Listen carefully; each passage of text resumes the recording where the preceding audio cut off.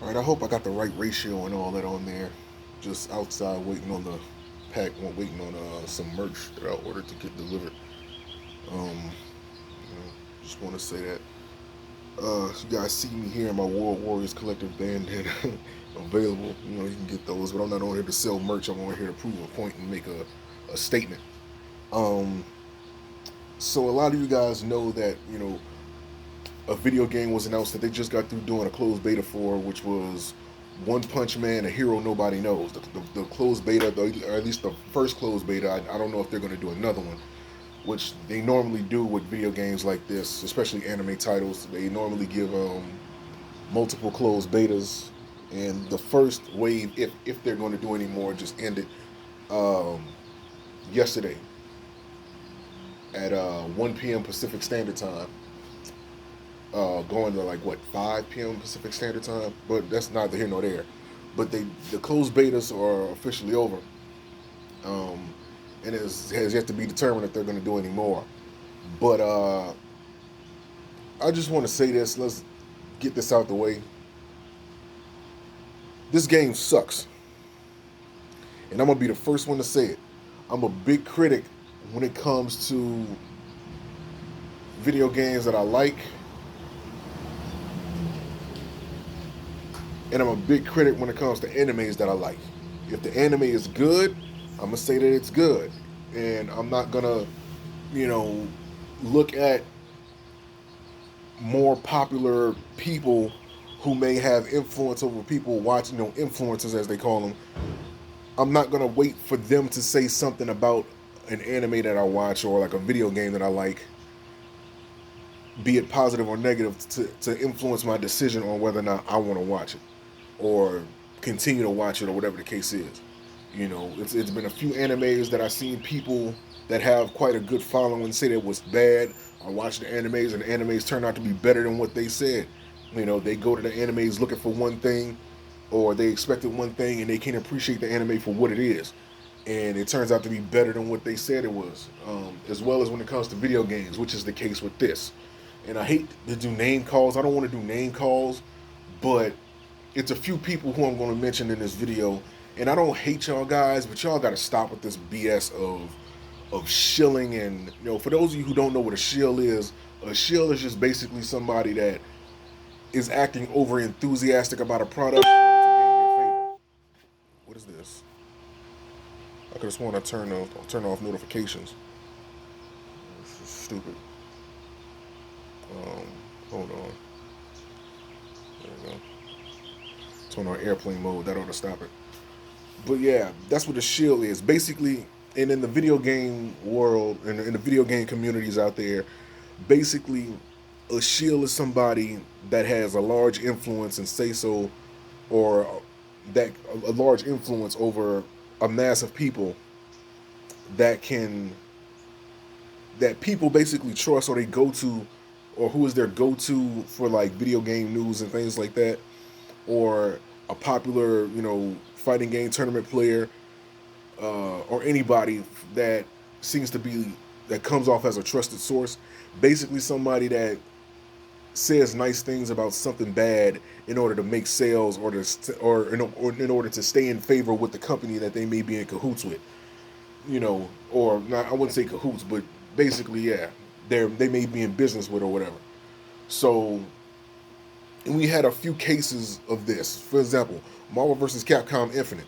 You know what I mean? That's a known game. You know, when the game first got announced, they did like this little private play session with K Brad, Filipino champ. I'm spitting all over the place. I think Justin Wong was there, and a few other notable names from the tournament scene. For the people that pays attention to fighting game tournaments, these names ought to be very familiar with you, and their faces ought to be very, very familiar. Every last single one of those guys that came, because it was private. They didn't live stream it. I don't think they did.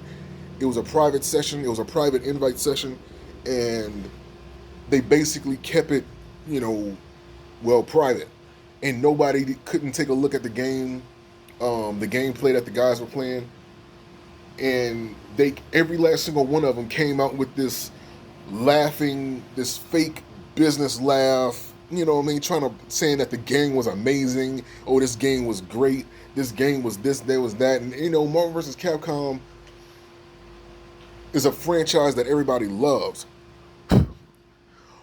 Sorry, I had a little bug or whatever on my screen.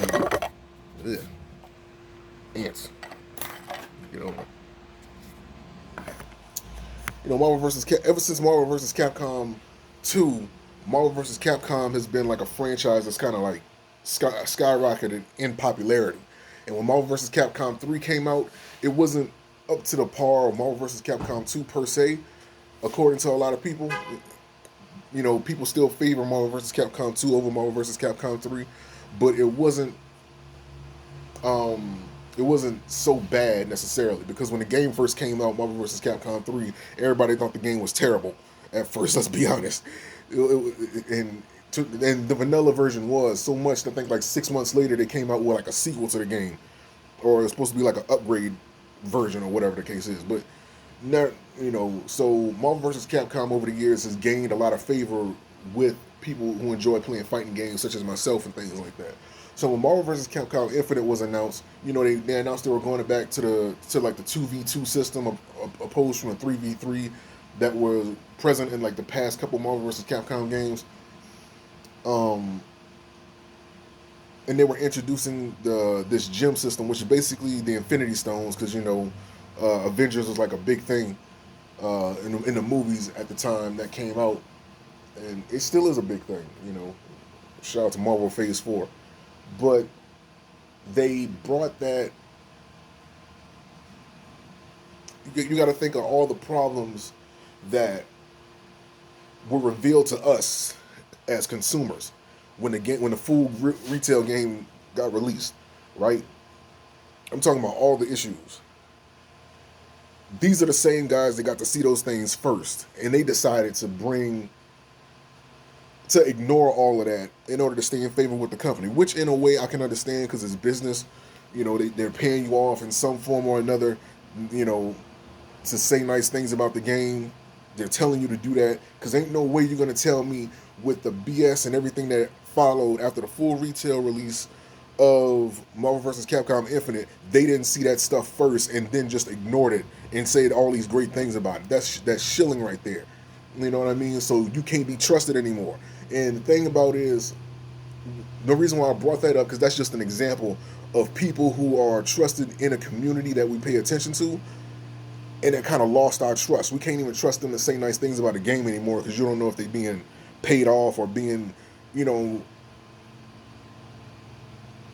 or being gifted in some form or another just to say nice things about it, a bad product. And so it really takes somebody who's, and not necessarily me, I'm not going to throw myself out there and act like I'm on some high horse or anything like that, but it takes somebody who's not in cahoots or in league with these companies, getting invited to these private party sessions to play early releases of the video games, or these review copies as they call them. And you know, because you got to understand, if you saying that a game is good can help sell that, everybody that pays attention to you, they don't have $60 to spend on every single game, because a lot of these places that sell these games, they don't have good return policies. Walmart probably being the best one. GameStop infamously is the worst. You know, you buy a brand new $60 game, you bring it back talking about you don't like it, they got to count it as open. So now they got to give you, you know what I'm saying, like your $5, and that's in-store credit. You know, you want cash, you know, there's going to be $2.50. You know, y'all know how that shit go. But, you know what I mean? A lot of these places don't have good return policies.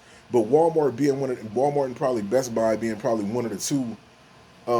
Best Buy probably being the best, because I ain't had no bad experience returning a game to them, and getting a full retail back. With Walmart, they kind of like changed up their policies to where if it's open, they can't allow you to get your money back, but you can exchange it for something or of equal or less of value, meaning that you basically asked out if there's no other better games around. So if you wanted to get, say like if you bought a game, right, a brand new game that just came out, and it turned out to be bad, but you wanted to bring it back within like the first couple of weeks or the first couple of days, you could do that. But if there's no other games that are out that seem better, you're basically asked out, and you'll probably have to opt for like some, I don't know what else you would get, maybe another controller for your game system, or whatever the case may be. A lot of these places don't have real good return policies, so everybody can't afford to, one, bother with spending gas because everybody got other things to do. Everybody's not financially stable like some of these other guys seem to be. I'm not going to say what's in their I don't count other people's pockets. I'm just saying, but everybody is not really financially stable to where they can afford the time to be wasting to drive. You're spending gas going to back to a game retailer to return a game that you guys said was good. You know what I mean? And this is just another case with One Punch Man, a hero nobody knows. Now, of course, the beta is all. They always say that the beta is like it's not the fully developed game. There's never been a case, at least with anime arena fighters, which is what this is classified as. There's arena fighters, and then anime arena fighters is basically like a sub genre of that. You know, because people are starting to categorize it as anime because it's based on an anime show. Um,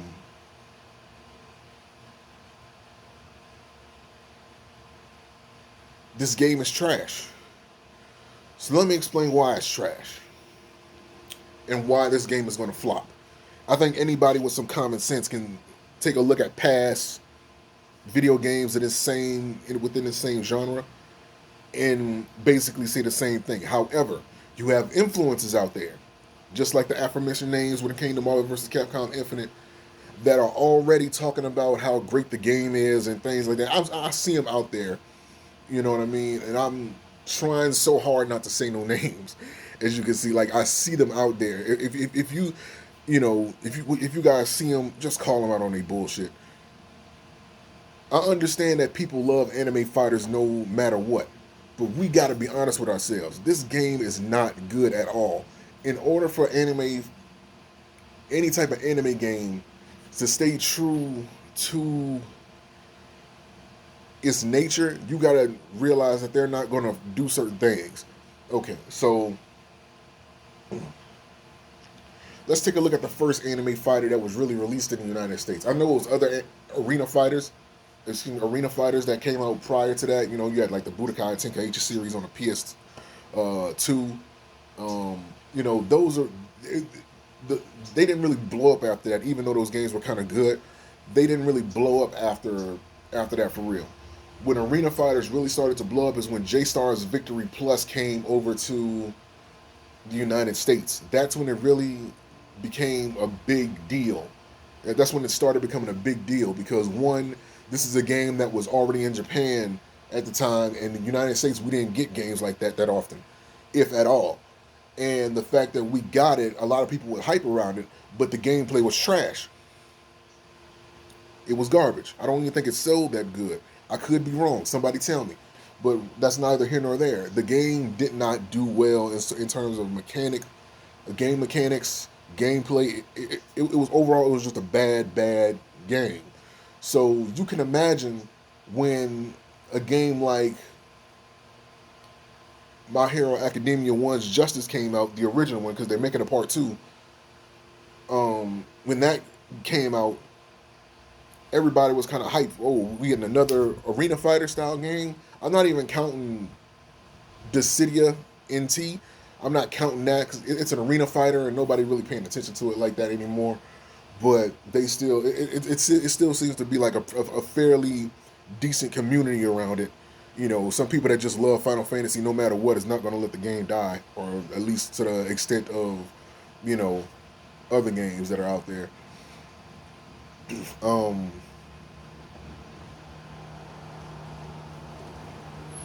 But yeah, so it was that.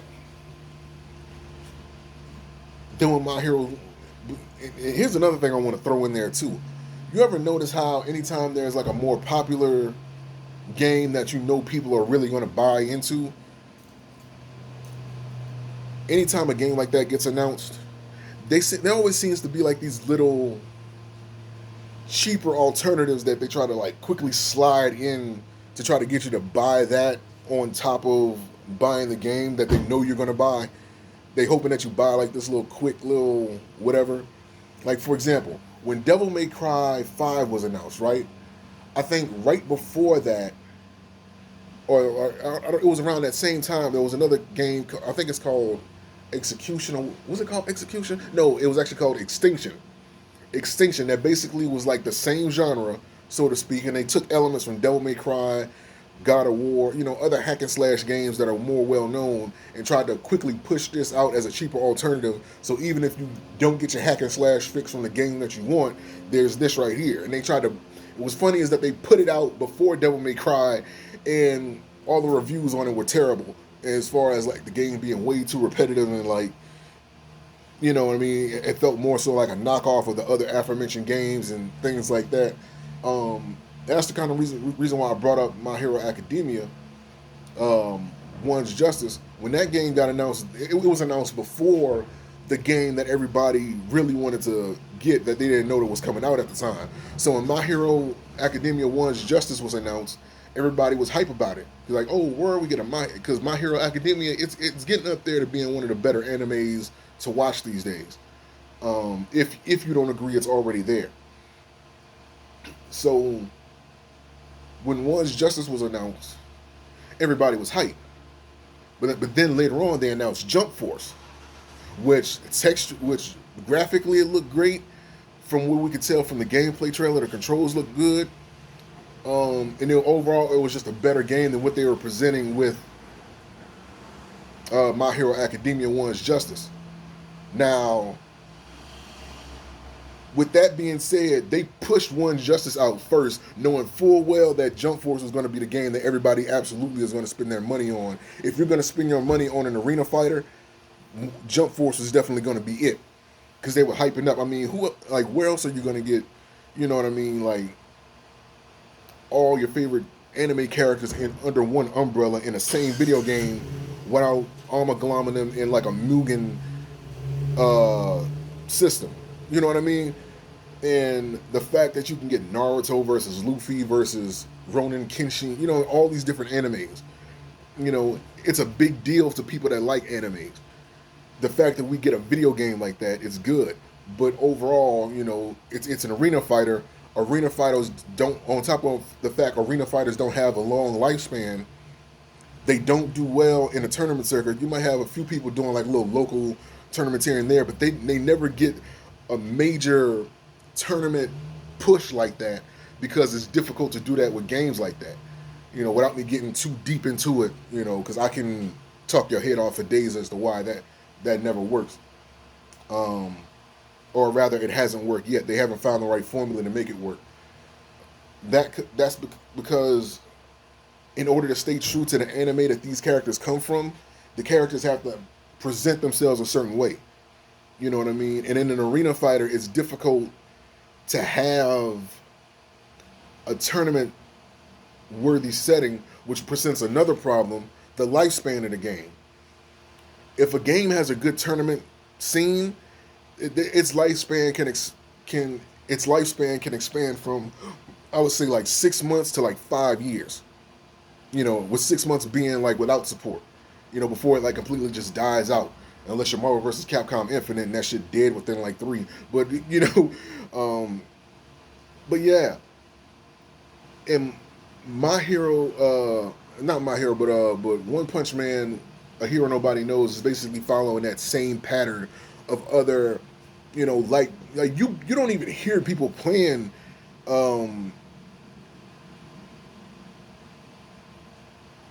My Hero Academia One's Justice anymore.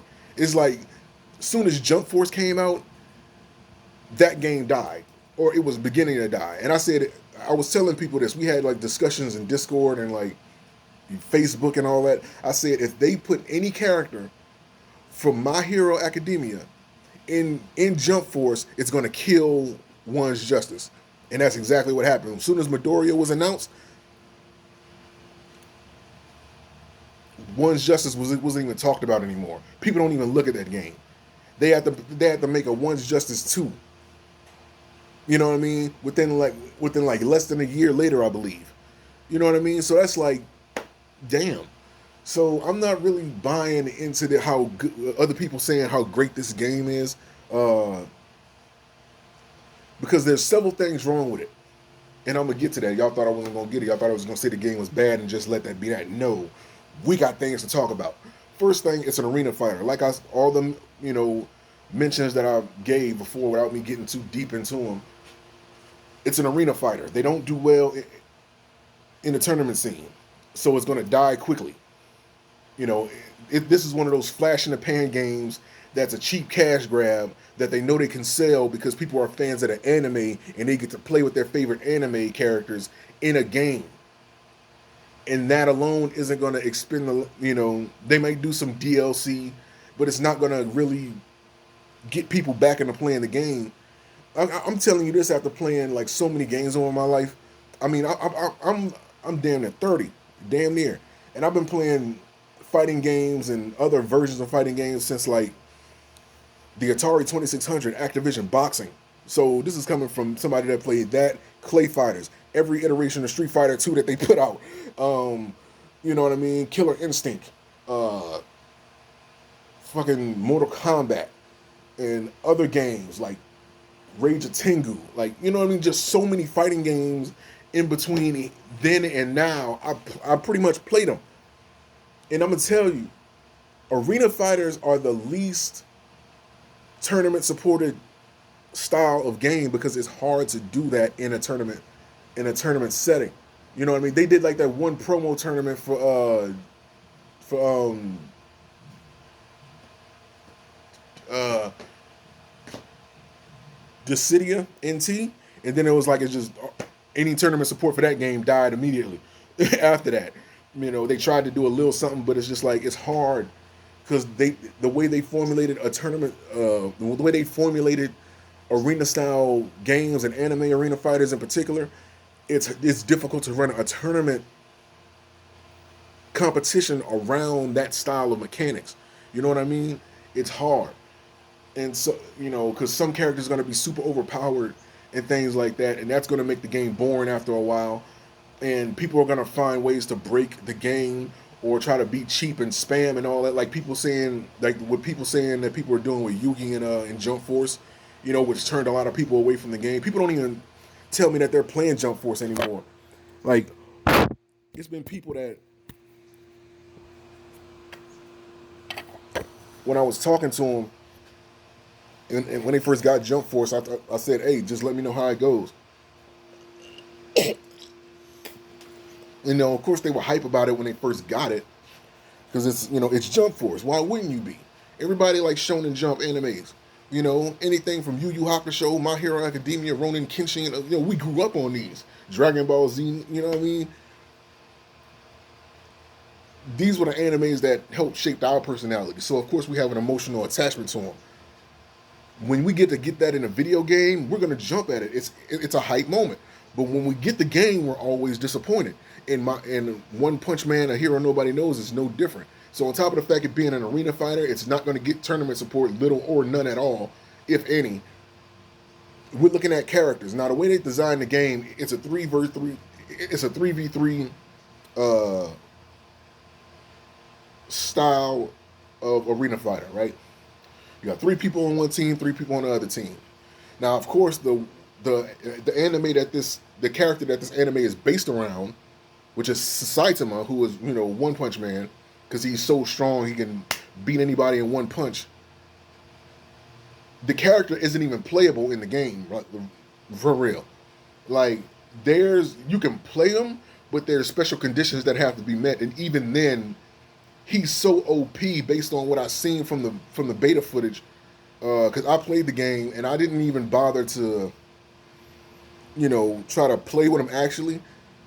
Let me explain how they got it. So, the way they have Saitama set up is that, again, it's a 3v3 game, right? You got 3 people on this team, 3 people on that team. Saitama can only be picked as the final character of each team. Like, he can't be picked to go first. He can't be picked to go second. He can only be picked to go last. On top of that, there is a wait time in which you have to wait for him to arrive at the actual fight. I think it's like 2 minutes. I think it's For whatever reason, I was looking at the time, and I think it said like 200 seconds or something like that.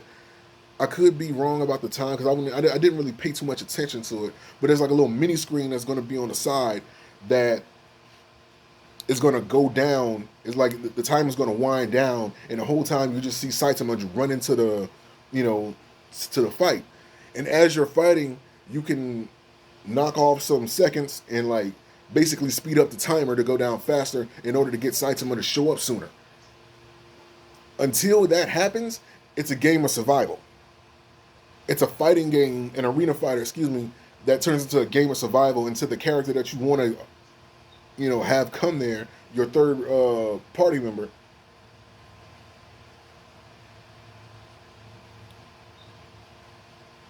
It's basically a game of survival until he gets there. So you could be going up against a 3-man team over here. You're already 1 man down for the whole match until he gets there. And it sucks because this is like the first game where that I can remember or ever where there's been a restriction on picking a character that's a part of the default roster. That's stupid in every way, shape, or form. But in order to stay true to the anime, they got to do this because Saitama he's supposed to be like this OP character that can just beat anybody in one punch, which is exactly the way they made him in the game. They're basically making it to where like with games like this, it's going to get boring quick for this one factor. People always seem to find some way to do something cheap and repetitive in the game to where it becomes OP and broken or somewhat. And things like that in games like this don't get fixed. I brought up My Hero Academia 1's Justice. I brought up J-Star's Victory Plus. Because there's no tournament scene, there's no need to fix these things. I highly doubt they're going to do anything in Jump Force. Jump Force has no tournament scene for them to push to do anything like that. You know what I mean? Dragon Ball FighterZ is like the first game, the first anime fighting game, or arena fighter. Well, it's a fighting game basically. The only anime combat game I should say that actually got that type of support. Why? Because it actually has a big tournament scene behind it. You know what I mean? So they have to make changes like that in order to keep things fresh, new, innovative for whenever the next tournament comes up.